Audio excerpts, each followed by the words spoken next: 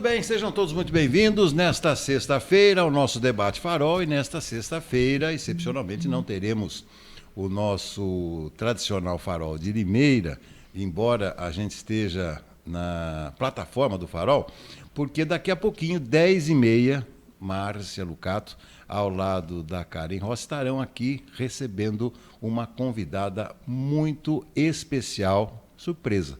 Eu falo ao longo do nosso programa. Então, 10h30, programa sobre empreendedorismo, comportamento humano. Não perca, então, daqui a pouquinho, 10h30, programa especial com a Márcia e com a Karen. Mais uma vez, doutor Renan Félix, analista político e médico nas áreas vagas, está aqui ao meu lado. Bem-vindo, amigo. Bom dia, meu amigo. É um prazer estar com vocês essa manhã. Médico nas pouquíssimas horas que me sobram no dia, né? Verdade. Exatamente. Tá muito bem. Montorim também aposto lá na redação da Tribuna de Limeira. Bem-vindo, Montorim. Um abraço. Um abraço, Beto. Bom dia, doutor Renan. Seja bem-vindo como nosso convidado novamente, né? Como toda sexta-feira. E vamos então dar início ao debate Farol sem mais delongas, né? Como diria aquele antigo locutor. Exatamente, é isso aí. Então vamos à primeira pergunta do programa de hoje, lembrando 3 temas, 3 propostas, e a primeira é do Montorim. Eleições podem acabar no primeiro turno em Limeira. E, Cláudio, eu acho que você está com alguma informação privilegiada aí que você não quer passar para a gente, mas vamos debater a sua proposta. Olha, Beto, dizem que a voz do povo é a voz de Deus, né? É aquele velho ditado que a gente está muito acostumado a ouvir, né? Mas é assim, as pessoas estão chegando para mim e falando, olha, o que eu estou ouvindo aqui é que nós vamos encerrar a eleição no primeiro turno. Tem um candidato aí muito bem colocado e que vai levar no primeiro turno com certeza. E não foi um, não foi dois, não foram 3. Foram várias pessoas que me comentaram das mais diversas profissões, das mais diversas formações profissionais, culturais, né? Intelectuais e profissionais, que chegam sabendo que eu sou jornalista, que nós temos aqui o nosso debate, e chega e me pergunta, olha, o que eu estou ouvindo, o que eu estou ouvindo, e olha que são pessoas normalmente formadoras de opinião. Então, por isso que eu fiz essa pergunta, vocês acham que tem condições, que há possibilidade de um primeiro turno fechar as eleições aqui em Limeira? Eu posso falar só para ele, doutor? Por favor, sinta-se à vontade, faz de conta que o programa é seu.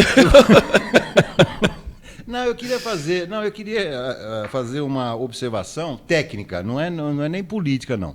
Porque a gente tem que procurar algo para se apegar, né? O candidato Betinho, com a doutora Mayra,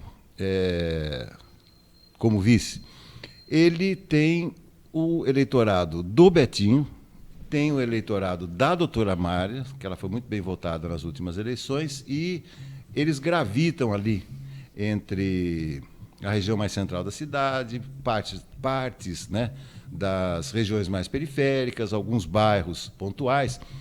E a candidata do imperador Mário I, a Érica, ela não tem votação própria, né? Lembrando que na última eleição, aliás, na penúltima eleição, ela quase ficou fora da Câmara Municipal. Ela foi mal votada quando foi vereadora. E na eleição do imperador, ela, como vice-prefeita, evidentemente, ela levou alguns votos que tinha, mas também não foi crucial para a reeleição do imperador.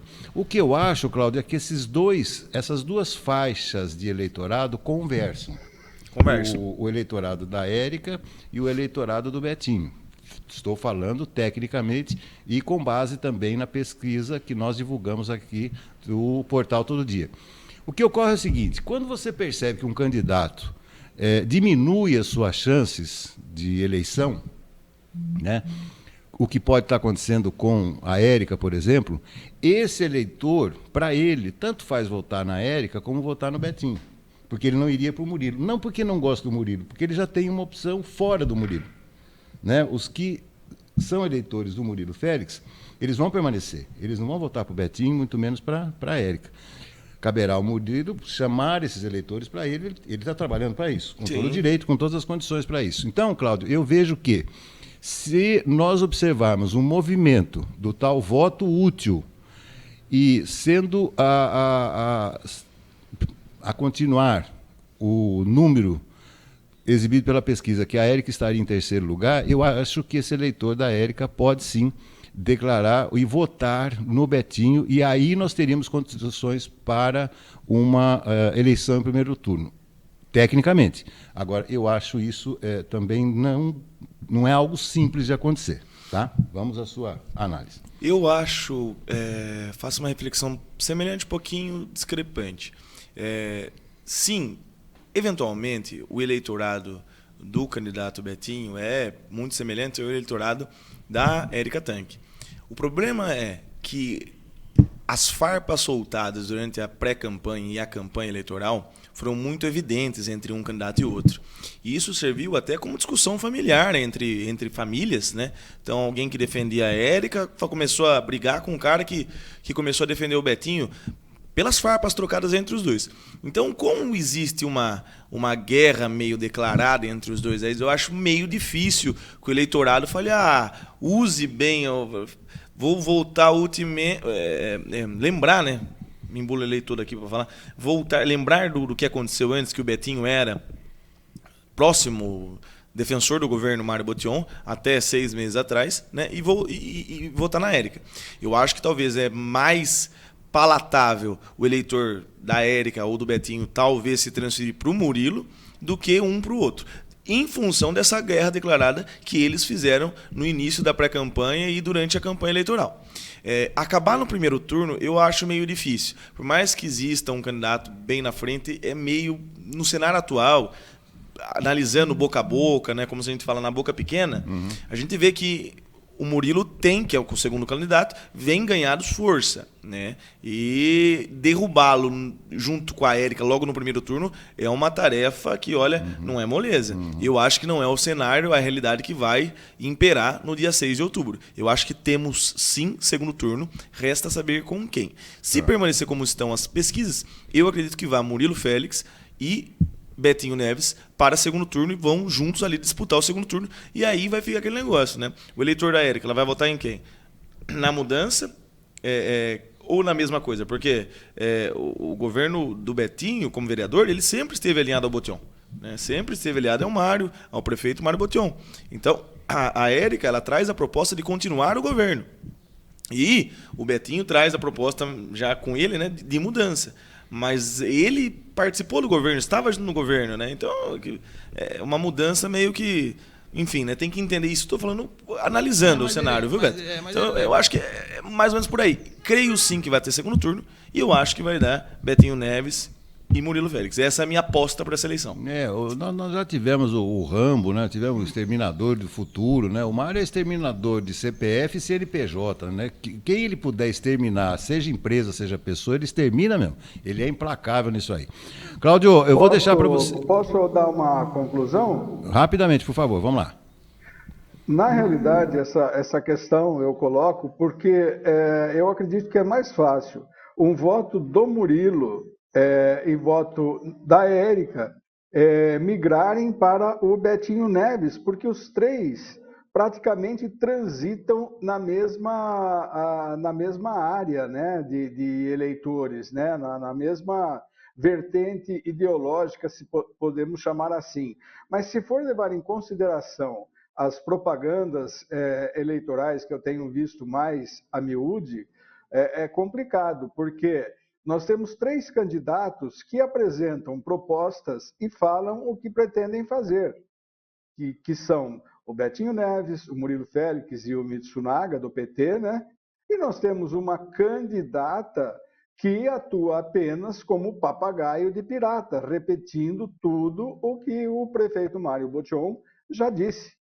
Então, ela não fala das propostas, ela cita as áreas da cidade, como educação, segurança, esporte, mas ela não apresenta o que ela pretende fazer para essas áreas. Apenas ela sempre diz, a segurança é importante, o esporte é importante, a mobilidade é importante, a educação é importante, a saúde é importante, mas não fala, eu pretendo fazer isso, eu quero dar continuidade, isso. Por isso que eu estou dizendo que essa grande possibilidade, ela existe, e pelo fato de as pessoas estarem sintonizadas com essa possibilidade. E se houver uma perspectiva disso, com certeza o eleitorado vai fazer o voto útil para que a eleição termine no primeiro turno.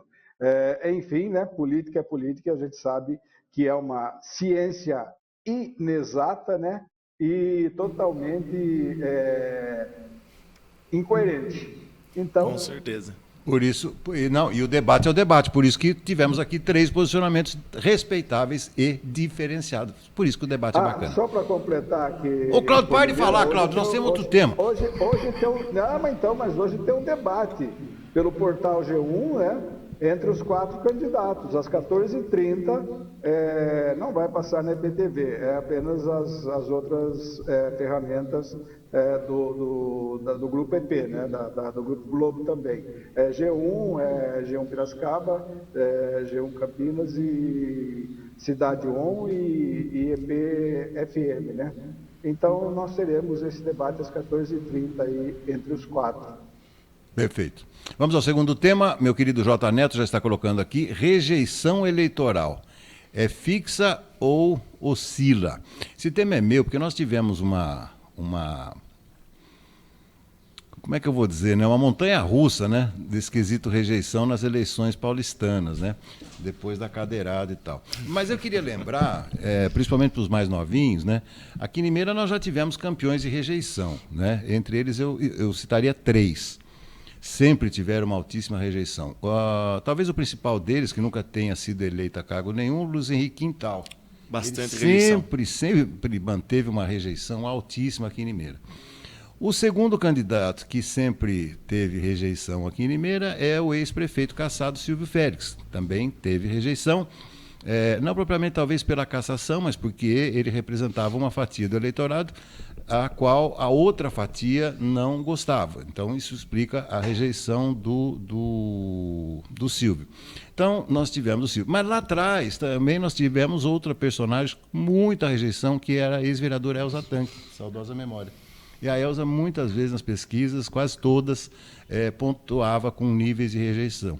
Dizem os entendidos marqueteiros que para você reverter uma rejeição é algo muito difícil, muito difícil. Por isso que eu fiz essa proposta para vocês analisarem. Ou seja, há na cabeça do candidato essa possibilidade de oscilar entre você perdoar um candidato, e eu digo perdoar no melhor sentido da palavra, porque se você rejeita um candidato, por exemplo, eu não gosto do Renan, tá? Eu não gosto do Renan porque o bigode dele é meio franzininho e tal, eu prefiro alguém que tem um bigodaço mesmo, para demonstrar credibilidade. O que o Renan pode fazer com isso? Ou ele corta o bigode, ou deixa crescer. Exatamente, né? Ou deixa crescer, ou ele tem que me convencer que o bigode não representa a ideia dele, a educação que ele teve na sua casa, a sua destreza como médico, né? Então você tem que me convencer, porque eu não gosto do seu bigode. Então eu acho que política tem muito nisso, né? E eu vou começar com você, doutor Renan, porque reverter rejeição é complicado. É duro. Reverter rejeição é complicado porque você tem que convencer o eleitor, a outra pessoa, de uma coisa que para ela é convicção. Certo. De que ela está errada e você, a pessoa que ela rejeita, está certa. Então você já bate em confronto, você já propõe um confronto aí. Quando você começa a falar para alguém que não entende, que ela não te rejeita, ela não te conhece, certo? A pessoa não te conhece. Você, com as suas ideias, propostas, você pode convencê-la a te conhecer e aí gostar de você. Agora, quando ela já te conhece, ou quando ela tem ideia de que te conhece, é muito mais difícil você provar para ela que ela está enganada e que você está 100% certo. Mas eu acho que não é questão de reversão, né? Você citou bem 2 nomes aí dos 3 que o senhor citou, Dona Elza Tanque e Silvio Félix. são políticos que foram políticos e agora quem disputa os cargos são os seus filhos, né? Então a rejeição, exatamente, ela é uma parte, né? A rejeição que leva à origem, que remete ao nome, né? Certo. Então o sobrenome é Félix, o sobrenome Tanque, né? Existe a rejeição ao sobrenome, mas há a possibilidade do candidato Murilo e da candidata Érica, por exemplo, convencer o eleitorado com as ideias. Olha, o meu pai, a minha mãe foi assim, eu não sou assim. Bom ou mal, tem gente que vai dizer, você é pior, tudo bem. Tem gente que vai dizer, você é melhor. E tá tudo bem também. Mas tem essa possibilidade, né? Lógico que no cenário de Limeira não é bem assim. Por quê? Porque a candidata Érica Tanque, ela já exerceu o cargo, né? Poxa, ela foi vice-prefeita. Tem gente que não sabe nem o nome dela até hoje. Certo. E ela foi vice-prefeita. Então, se esperava mais dela como vice-prefeita, se esperava mais dela como vereadora. E ela não entregou. Então, fica uma situação mais delicada. Ela vai prometer que vai fazer o quê que já não podia ter feito antes? Né? Como vice-prefeita, poxa, é o segundo. É o segundo após o prefeito, é o vice-prefeito. Como vereador, cobrar, ser ativo. Você entende? Agora, no caso do Murilo, ele realmente tem uma grande rejeição por conta do pai, mas ele nunca teve um cargo público em Limeira. Ele foi sim deputado e trouxe bastante emenda para Limeira, como o Miguel Lombardi traz, tal, fez a função dele, né? Agora, nunca teve cargo público em Limeira. Então, acho que o eleitorado ele vai pensar nisso. Falou, olha, entre escolher uma candidata que já exerceu o papel de vice-prefeito em Limeira e que já mostrou o que veio e que não emplacou, né? E uma pessoa que nunca exerceu nenhum cargo público em Limeira, não foi eleito para nada aqui em Limeira, então não teve nem a oportunidade de emplacar ou deixar de emplacar, é uma conta lógica, né, a se fazer. Fala, viu, aqui eu sei onde vai dar, aqui eu não sei onde vai dar.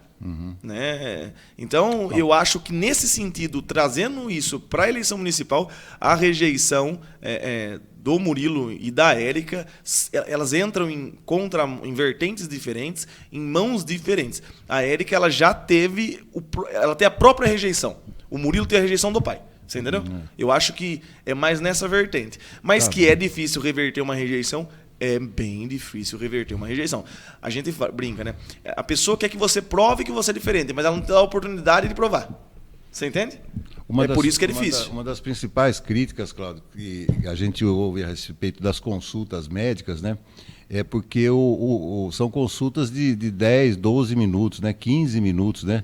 Eu vou dizer uma coisa para você, eu não quero, mas eu espero um dia ter uma consulta com o doutor Renan, porque vou dizer uma coisa para você, ele explica direitinho, ele fala, ele não se cansa de falar. Ô, médico bom esse doutor Renan, viu? Fala. Mas vamos lá, Cláudio, vamos voltar. Você sabe, vou te contar antes, rapidamente. Você sabe que esses dias tem uma paciente que falou comigo, falou, doutor, não é por nada. Nós já estamos a 1h20 conversando aqui.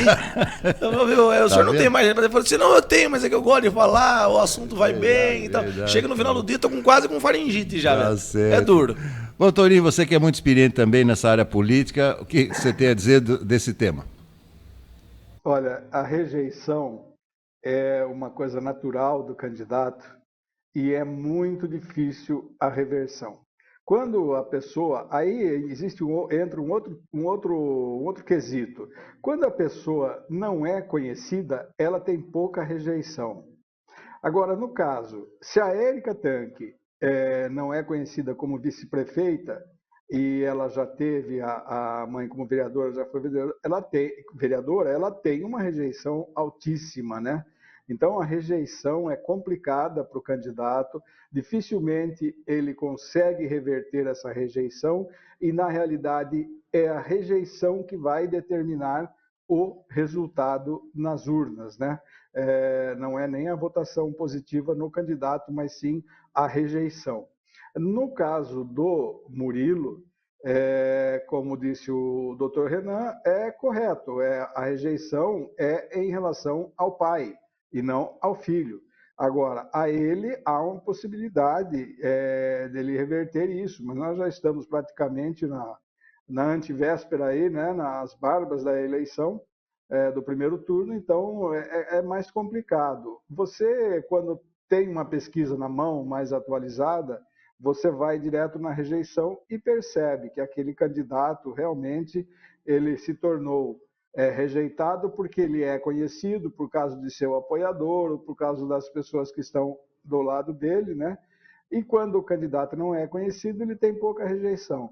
Mas é muito complicado isso, Beto. Eu acho que a eleição realmente é difícil para quem tem alta rejeição. E nós sabemos que aqui em Limeira, vice-prefeito não pia e não fala, né? Ou seja, quando o vice-prefeito tenta ser ativo, ele acaba sendo ofuscado pelo prefeito, acaba sendo cortado, como foi o vereador Dr. Júlio, que foi o primeiro vice-prefeito do Mário Botion, né? Quando o Dr. Júlio quis participar dos acontecimentos como vice-prefeito, ele simplesmente foi jogado no gabinete dele e esquecido, tanto que ele nem participou, e é médico, né, das decisões da época da pandemia da Covid, né? Então, o cargo de vice aqui em Limeira é complicado, tem uma maldição muito grande nesse cargo, que vem de longe, né?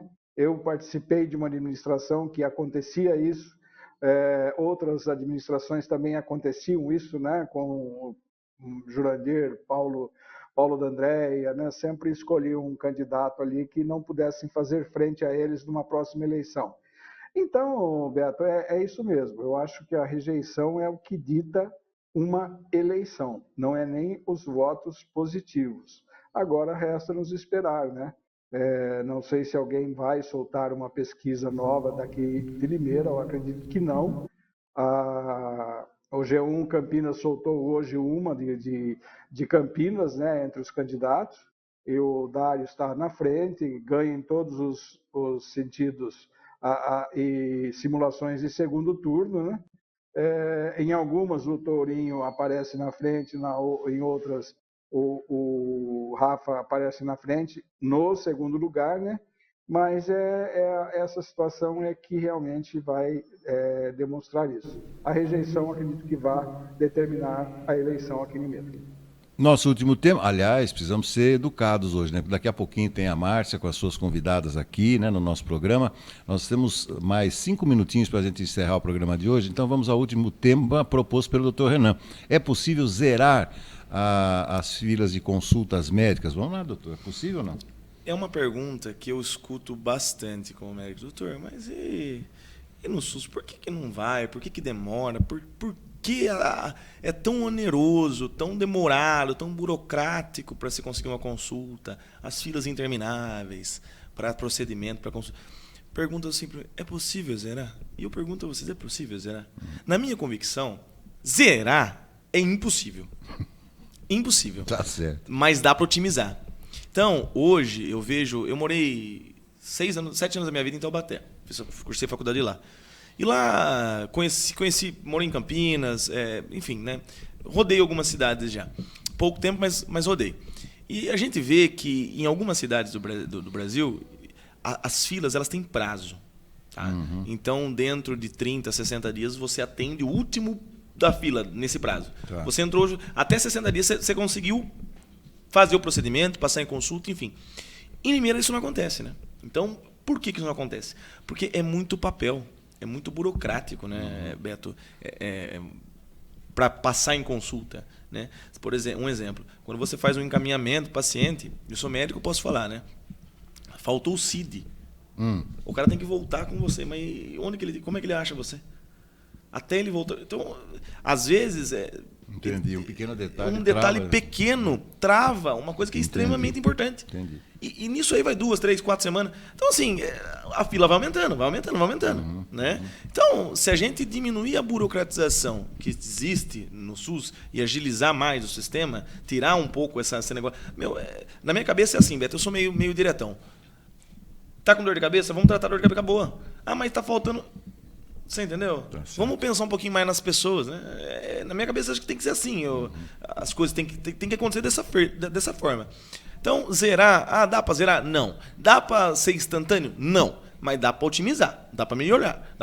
Para melhorar. Do que dá para otimizar uns 80% aí, brincando. Aliás, uma das reflexões do meu grande ídolo aí, o líder tibetano Dalai Lama, ele diz o seguinte, né, não custa nada você se colocar no lugar da outra pessoa né? Empatia. Quando você está cuidando de um problema ou falando com alguém. Montorim, você acha possível zerar as filas de consultas? Olha, Beto, eu acredito que não. Concordo com o Dr. Renan. Eu acredito que é muito difícil zerar uma fila de consulta. Nós que temos planos de saúde e às vezes pagamos uma consulta porque o médico não atende por nenhum plano, porque ainda tem médico que não atende por plano de saúde, né? Está difícil. Você imagina na saúde pública. Tem especialista, por exemplo, que você vai marcar consulta, ele está marcando consulta hoje, em setembro, para março do ano que vem. Existem alguns médicos que estão nessa situação aqui em Limeira. E a fila existe até para o paciente que tem o plano de saúde e que vê o médico falar, olha, daqui tal dia, se você já é paciente. Se você não é paciente, essa fila se estende ainda mais. Agora, você imagine pelo SUS, na saúde pública, e o SUS hoje é o melhor sistema de saúde do Brasil, mas ele precisa funcionar. E como que ele vai funcionar? A partir do momento em que o governo federal entenda que precisa pagar melhor pelos serviços, porque hoje nós sabemos os serviços pagos através do SUS, né? Nos hospitais, nos médicos, nos pacientes, são muito pequenos, esses valores são muito pequenos. Então, se você vai procurar um atendimento, por exemplo, de pronto-socorro na Santa Casa, você vai demorar para ser atendido. Mas a hora que você é atendido, você é bem atendido. Essa é a diferença, entendeu? O SUS atende, os profissionais atendem bem, apesar dos baixos proventos que eles recebem do governo federal e que as instituições recebem. Eu acho que há necessidade de direcionar mais verba para o SUS, para que ele possa, de fato, remunerar de forma real e também de forma a valorizar o profissional e a instituição de saúde, mas zerar eu não acredito, viu, Beto? Porque a fila ela é composta por muita gente, infelizmente, que vai por causa de um nariz escorrendo, de um resfriado, sabe? Um resfriado, o nariz escorrendo, você trata na saúde primária, no posto de saúde, mas tem muita gente que vai num plantão, por exemplo, de hospital particular, na qual ela tem plano, por uma questão que ela nem deveria estar lá. Então é complicado. Eu acho que aí depende muito da consciência do cidadão também, saber procurar o atendimento de saúde quando ele de fato está precisando.